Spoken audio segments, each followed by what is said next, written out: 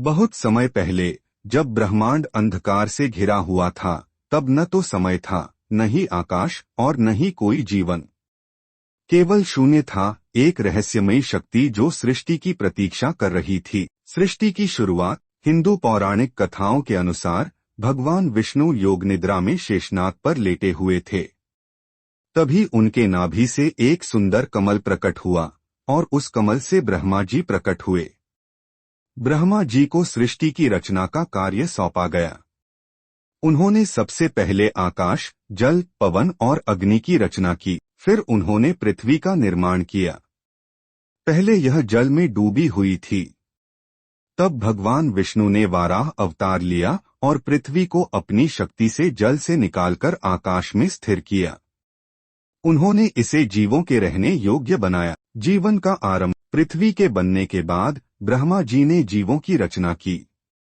उन्होंने विभिन्न प्रकार के जीवों, वृक्षों, नदियों और पहाड़ों का निर्माण किया। समय के साथ मनुष्यों का जन्म हुआ, जिन्हें ज्ञान और विवेक का वरदान प्राप्त था। विज्ञान की दृष्टि से पृथ्वी की उत्पत्ति। अगर हम विज्ञान की बात करें तो पृथ्वी की उत्पत्ति लगभग 4-5 अरब वर्ष पहले हुई थी। वैज्ञानिकों के अनुसार यह एक विशाल गैस और धूल के बादल से बनी थी, जिसे नेब्युला थ्योरी कहा जाता है। धीरे धीरे यह बादल सघन हुआ और गुरुत्वाकर्षण के कारण पृथ्वी का निर्माण हुआ। आरंभ में पृथ्वी आग का एक गोला थी, लेकिन समय के साथ यह ठंडी हुई और इसमें महासागर, नदियां और वातावरण बना।